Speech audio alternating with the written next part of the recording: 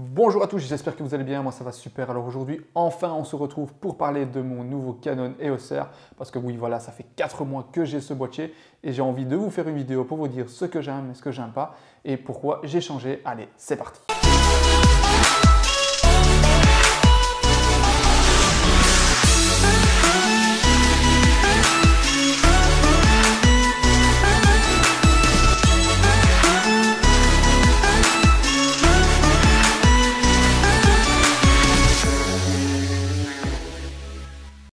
Avant tout, qu'est-ce que l'EOS R? Alors ce boîtier est l'hybride plein format de chez Canon qui est sorti maintenant il y a plus ou moins un an et demi. Donc c'est le premier plein format hybride que Canon a sorti. C'est un boîtier qui n'est pas professionnel mais pour moi qui reste semi-professionnel par sa construction, sa qualité globale et son rendu photo et vidéo. Donc voilà, aujourd'hui on va parler un peu de tout ça. C'est vraiment une gamme à part des EOS classiques que l'on connaît, donc avec les montures EF, on passe sur les montures RF sur cette gamme-ci. Donc c'est vraiment ça la grosse différence de ce boîtier et surtout qu'il soit hybride, donc on n'a plus de miroir à l'intérieur comme sur mon 5D3, on reste vraiment sur un viseur électronique. Donc la gamme hybride en fait elle se groupe maintenant avec la gamme R, la gamme M, c'est vraiment les deux types de gamme qu'on a. On a l'EOS R, l'EOS RP dans la gamme R et on a les M6, Mark II, M50, M100, M200 dans la gamme M. C'est une gamme qui est un peu morte, la gamme M, on n'a pas trop d'objectifs, même si le M6 Mark II est arrivé pour compléter. En tout cas, c'est vraiment sur la gamme R que Canon va s'appuyer cette année et sur l'année 2021, c'est vraiment cette gamme-là qui va être mise en avant au niveau du matériel. La gamme EF va un peu disparaître aussi tout doucement du catalogue. Je ne pense pas qu'on aura de nouveau 5 des Mark 5 qui vont sortir ou des 6 des Mark 3 ou même un 7 des Mark 3. Je ne pense pas qu'on aura le Nande, le 850D et le 1DX Mark 3 ont été vraiment les derniers pour moi de la monture EF. Maintenant on passe vraiment sur la gamme R qui est la nouvelle gamme révolutionnaire de chez Canon. Je vais parcourir vite sa fiche technique, mais je ne vais pas m'étaler parce que ce n'est pas du tout le sujet de la vidéo. Alors l'EOS R, comme vous savez, a le capteur du 5D Mark IV avec une plage dynamique un peu meilleure. On a une montée en ISO jusqu'à une plage de 40 000 ISO. Voilà, bon, je ne monte jamais à 40 000 ISO, mais il est très bon quand même en gestion du bruit. Il reste très correct. On a un autofocus qui est très performant. On retrouve plus ou moins 5667 points, si je ne dis pas de bêtises, sur ce capteur. Au niveau, je veux dire, de la zone qu'il va couvrir, il va couvrir 100% en hauteur et 80% en largeur sur votre image. C'est quand même déjà très bien. C'est pratique pour tout ce qui est photo d'animaux, de portraits, ce que vous voulez, parce que ça va permettre de vraiment choisir le point exact où vous voulez faire l'autofocus. Au niveau de l'autofocus, on retrouve bien sûr le dual pixel de chez Canon, ainsi que la détection de visage et de l'œil, depuis la dernière mise à jour 1.4 sur cette EOS R et EOS RP. Donc je vous conseille de l'installer si vous ne l'avez pas fait. Au niveau par exemple de tout ce qui est vidéo, on va retrouver de la 4K à 25 images par seconde ou 30 images par seconde, suivant le format que vous allez prendre. On va retrouver du C-Log qui est directement intégré dedans. Il y a deux types de fichiers, attention, on a du IPB et du OLI. La différence, c'est la compression. Une fois qu'on est sur de la 4K, par exemple en OLI, on va être sur du 8 bits, on va avoir un débit qui peut aller jusqu'à 480 mégabits par seconde, donc ce qui est quand même énorme.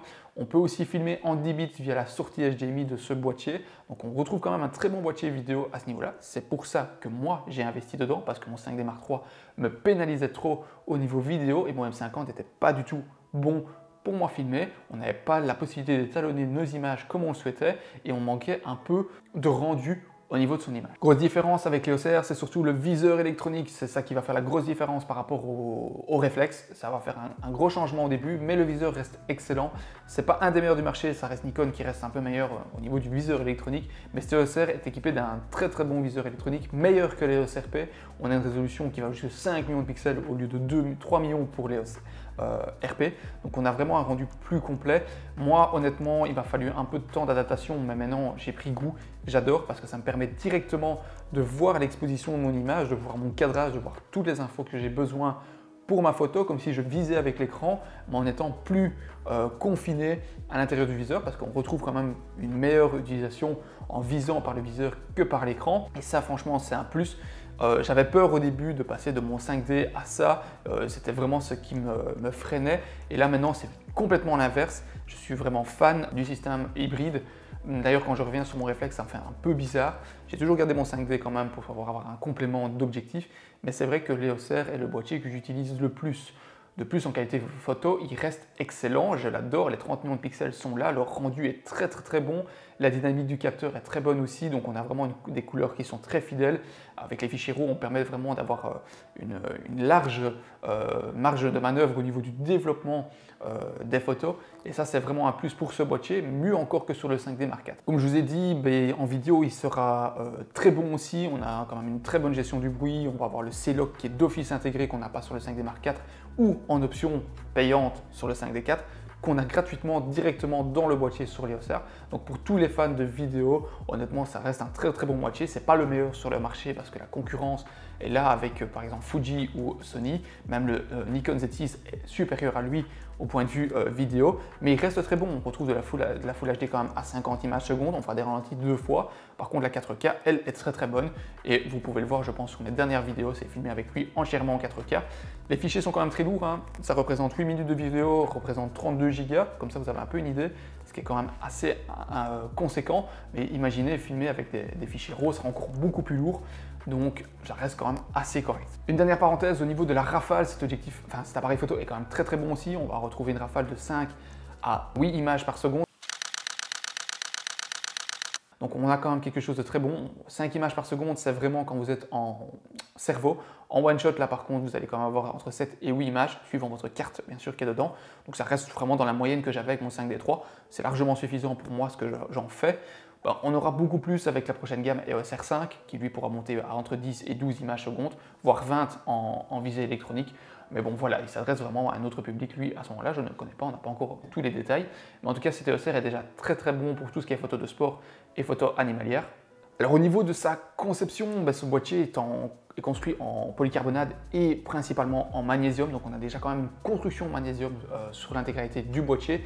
Il retrouve déjà une étanchéité comme sur un 5D Mark III, donc on a une étanchéité qui est quand même identique. Moi c'est un boîtier que j'ai pas peur en tout cas de sortir, et il a déjà pris un peu la pluie en extérieur, il n'a aucun souci. Il faut peut-être quand même faire un peu plus attention par rapport à l'articulation de l'écran qui elle sera peut-être un peu moins étanche, mais voilà, il faut quand même pas trop avoir peur non plus de le trimballer un peu partout. C'est un boîtier qui commence à faire ses preuves sur le terrain, parce que de plus en plus de photographes et de vidéastes l'utilisent aussi dans des conditions de poussière, d'humidité, moi également, de froid aussi. Maintenant, c'est vrai qu'on n'est pas sur un boîtier professionnel, donc bien se méfier quand même au niveau de l'étanchéité. Mais on reste pour moi comme sur un 6D Mark II, sur un boîtier qui est très bien conçu à ce niveau-là. Au niveau ergonomie, c'est la même chose, on retrouve un boîtier qui a une très bonne prise en main, la poignée est très agréable, les boutons sont justes. Moi j'adore la prise en main, je retrouve plus ou moins la même prise en main que mon 5D, et c'est ça l'avantage avec Canon, c'est qu'il travaille vraiment bien sur l'ergonomie. Alors est-ce que je regrette mon choix d'être passé sur du 5D III à l'EOS R? Non, pas du tout. Est-ce que vous hésitez à passer entre justement un réflexe à l'hybride? Franchement, testez, faites le pas parce que vous n'allez pas le regretter, ça offre plein de possibilités au niveau photo. Je donne simplement un exemple, j'ai été faire des photos du Martin Pêcheur. L'autofocus, arrêtez pas de patiner sur mon 150-600 parce qu'il est très lent le 150-600 dû à son poids. Ça m'a énervé, j'arrivais jamais à voir mes photos nettes parce que l'oiseau était mis entre des branches et autres. Je suis passé en manuel, l'avantage c'est qu'il a le focus picking, ce qui m'a permis de directement faire la mise au point sur lui et de savoir si ma zone était nette.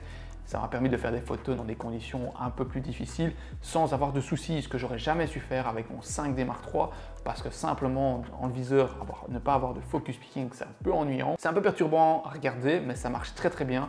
Honnêtement, dans certaines conditions, mon EOS R va vraiment être plus complet que mon 5D III. Et pour rien au monde, je changerai mon EOS R actuellement, à part pour un EOS R5 s'il est vraiment très bon et suivant sa gamme de prix, mais ce ne sera pas l'objectif de cette année. Au niveau de compatibilité avec mes objectifs, pas de souci. Donc il supporte très bien mes objectifs en monture EF parce que ce boîtier est fourni d'office avec un adaptateur RF-REF. Donc il n'y a aucun souci au niveau des objectifs. Le 70-200 passe, le 150-600, enfin tous, sans perte de qualité, sans perte de réactivité. J'ai constaté aucun changement.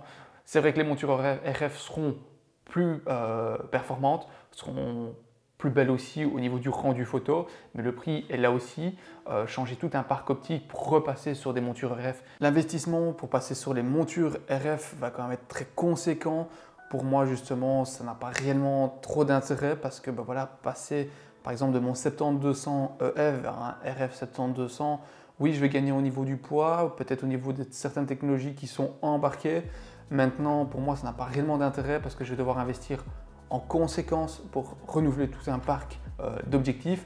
que j'ai déjà et qui fonctionne très bien. Donc là, je ne vous conseillerais pas spécialement de tout changer, peut-être progressivement de le faire dans le temps, d'investir dans des optiques RF. Mais pour l'instant, le parc optique RF est encore trop faible par rapport à ce qu'on peut trouver, comme par exemple le prochain 100-500, il a le gros problème d'avoir une ouverture glissante et qui va aller avec une ouverture maximum à 500 mm de 7.1, ce qui est pire que mon 600 mm, mon 150-600. Donc là, je veux dire, il n'y a pas trop d'intérêt non plus de le faire. Pour conclure avec ce test et avec cette review de ce EOS R, alors à qui il s'adresse? À toute personne qui fait de la photographie ou de la vidéo aussi. Ce boîtier est juste dingue, honnêtement, j'avais beaucoup d'appréhension au début, j'ai fortement hésité avec le 5D4 et lui, mais franchement j'en suis très content d'être passé sur l'EOS R et pas sur le 5D4 parce qu'il y a plein de possibilités que je n'avais pas sur le 5D4 que lui m'offre.